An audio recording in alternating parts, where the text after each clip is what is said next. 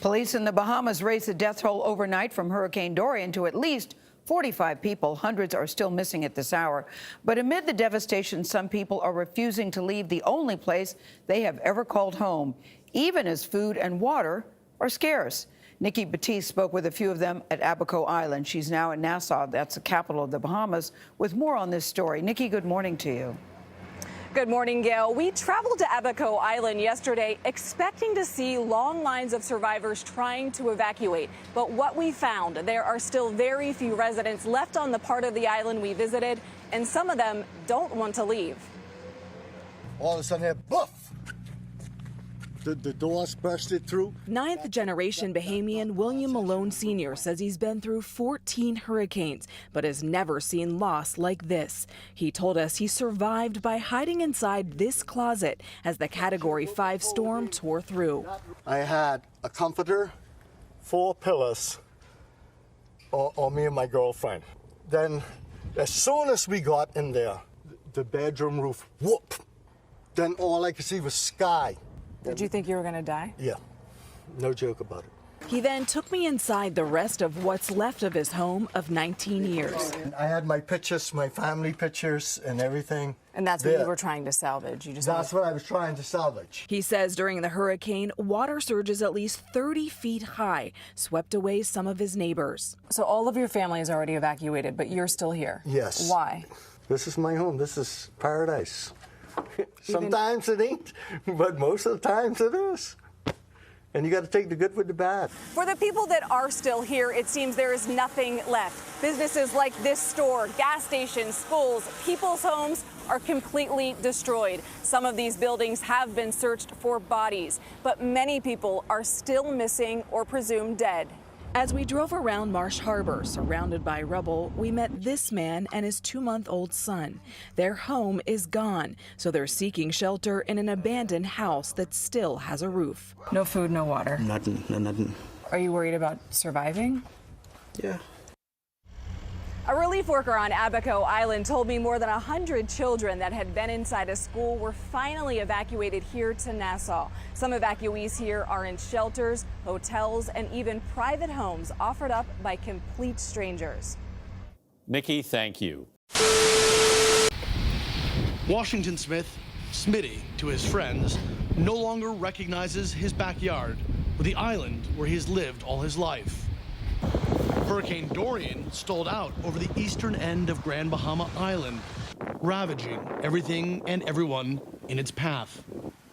Dorian punched holes in concrete, tore houses from their foundations, and flung Smitty's 6,000-pound Humvee through a wall. Worse than the storm, Smitty told us, is the lack of government response over a week now after the storm first hit the Bahamas. Smitty, like many people, is running out of patience. Grand Bahama right now is dead. It's dead, and now this make it worse. This make it worse. One, the hateful part about all of this happened in the East Grand Bahama, and I haven't seen a government official yet to come to say, well, here is a bottle of water, or to see what's going on. The damage to Smitty's home defies description. A wall of water crashed over this part of the island. Smitty and his teenage daughter survived. Many others did not. This is the hole that Hurricane Dorian punched in the house of Washington Smith. I should say one of the holes. Tore off his roof. Sent boards with nails flying at over 100 miles an hour through his house. Everywhere you go, you see damage. You see how the shrapnel shredded the ceiling. Careful with this. You see a nail sticking out of a board that came flying through. And then the most frightening thing is you see where the water rose to. All along here. Came up, up, higher and higher, until here. This is over 20 feet high, and it stayed this high for 50 hours. He said it was 50 hours of pure torture.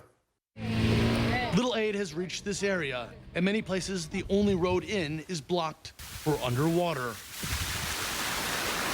As they wait for government assistance, some residents, like Marilyn Ling in the town of High Rock, have taken it upon themselves to organize a relief effort, distributing supplies donated by friends and family. Staying busy, she tells us, keeps her from reliving the horror of the storm.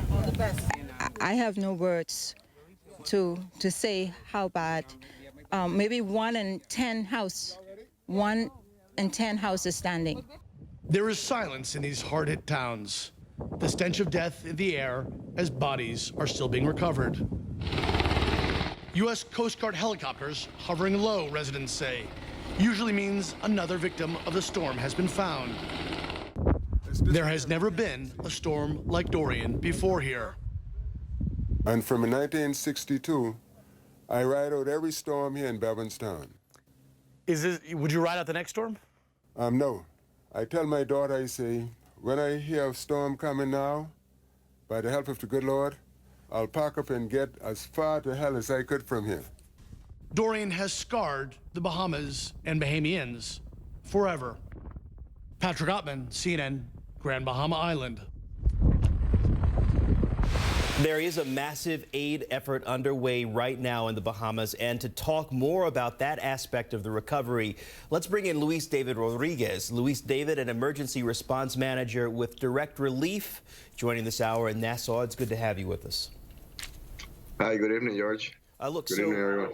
Food, water, medicine, talk to us right now about how critical those items are for people so many days after Dorian made its mark there. Yeah, like you said, it's all very critical, and especially in the area of Grand Bahama and Abaco, especially Freeport and Marsh Harbor in Abaco. Those people really need all the help they can get. Most of the people in Marsh Harbor are being evacuated, so I could get exactly those needs back in Nassau. But still, there's a lot of people there with a lot of needs. Especially food, water, and medical aid. And where you are there in Nassau, things are somewhat normal. Obviously, that is the nerve center of the rescue effort. But when you get out to Grand Bahama Island, when you get to High Point, when you get to Freeport, how difficult is it to get around there to reach people?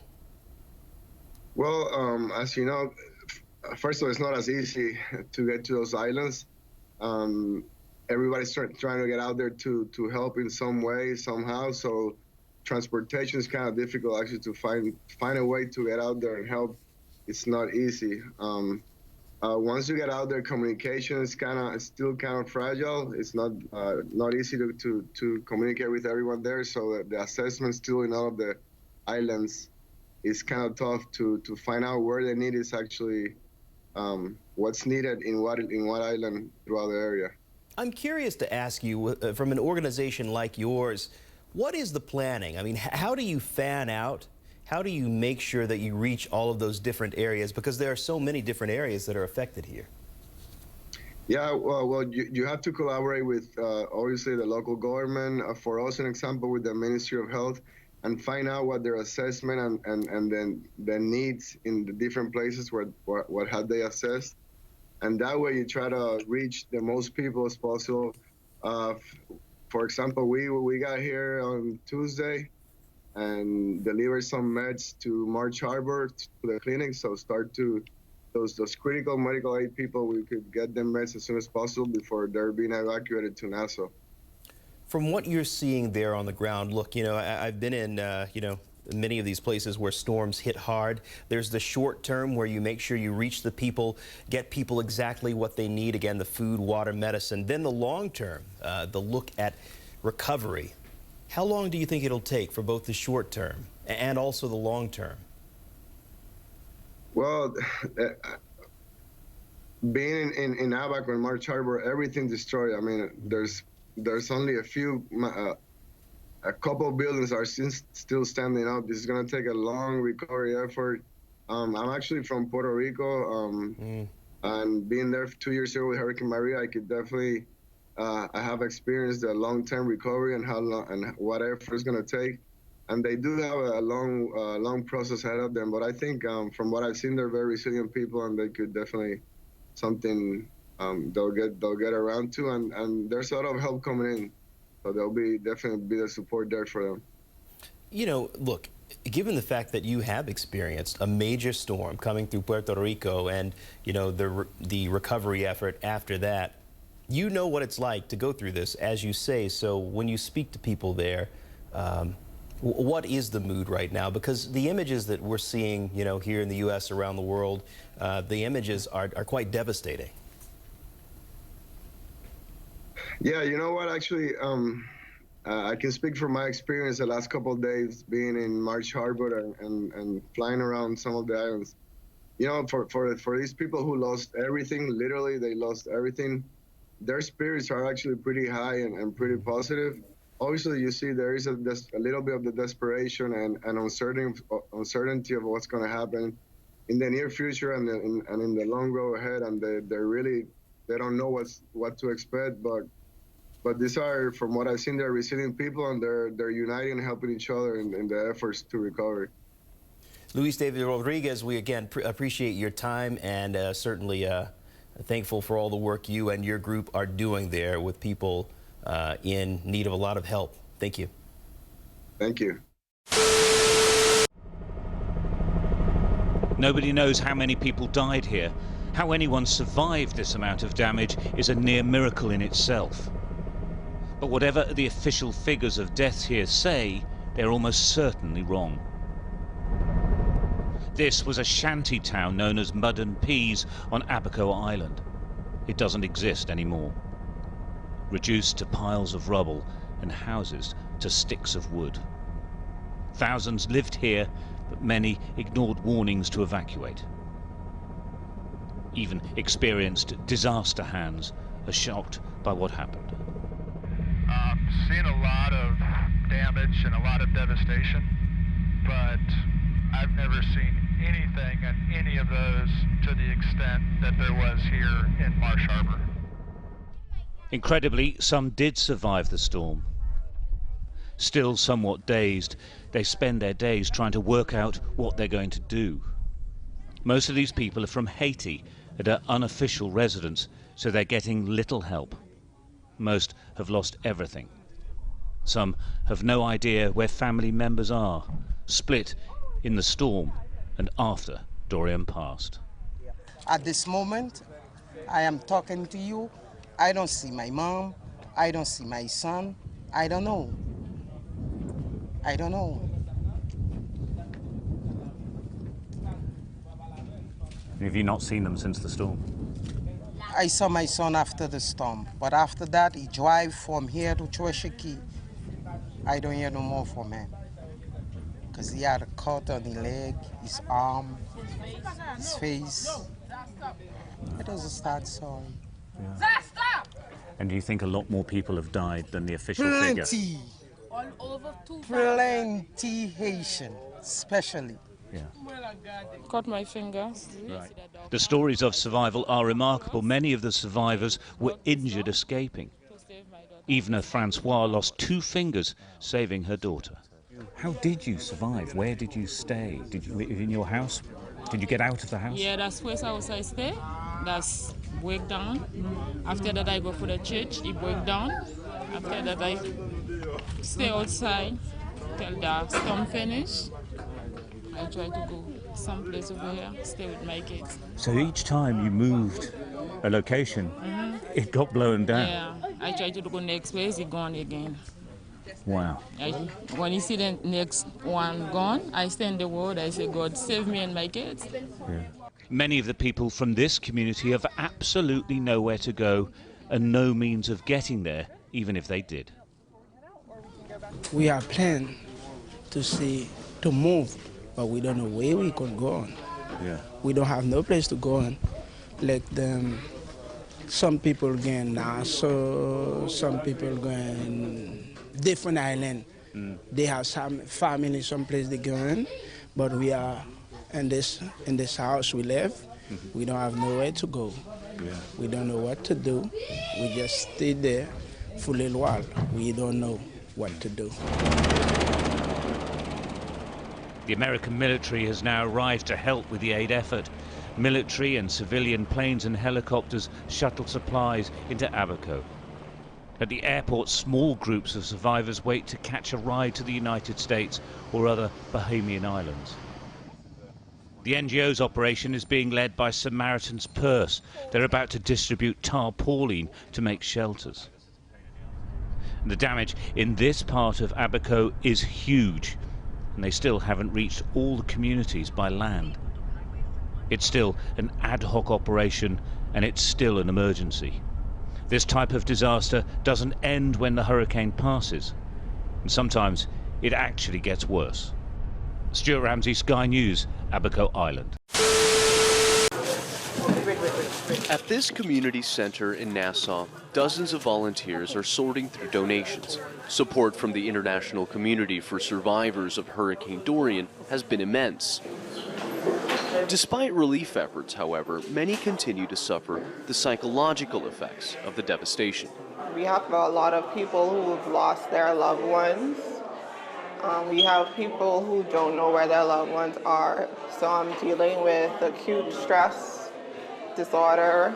Some people are having flashbacks and most likely will be experiencing post-traumatic stress disorder as well.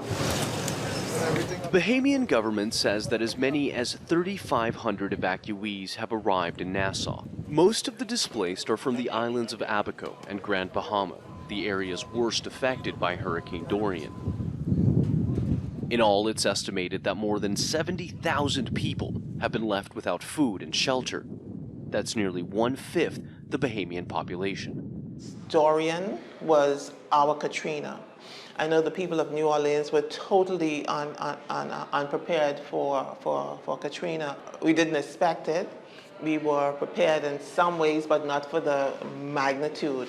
And so when these people come, they're a bit traumatized. What we try to do is make life for them as normal as possible. Nassau has become a final stop for many hurricane survivors. With no place else to go, some here seem dazed and unsure of what they'll do next. My house destroyed. I lost everything, no clothes, and I get the slippers. And from here, and they bring some clothes for us, and but I need some stuff like some clothes, some, like I need help. We need help. This shelter is caring for more than 200 people. The building is at capacity, but donations have been forthcoming, guaranteeing everyone a safe place to rest, a decent meal, and medical attention for those who need it. We're at the Fox Hill Community Center in Nassau, where volunteers in some cases are up to their waists in donations. But the need here in the Bahamas is so great that any donations of food, water, medicine, hygiene kits like these donated by the Red Cross are all very much welcome. Shelters for the displaced can be found all around Nassau, which is home to 70% of the country's total population. But as more evacuees arrive, space becomes limited. Relief workers have begun setting up tents ahead of the arrival of even more evacuees. The concern now is that Nassau may not be prepared for the long-term care of the thousands whose communities have been destroyed. Manuel Rapolo, Al Jazeera, Nassau, Bahamas.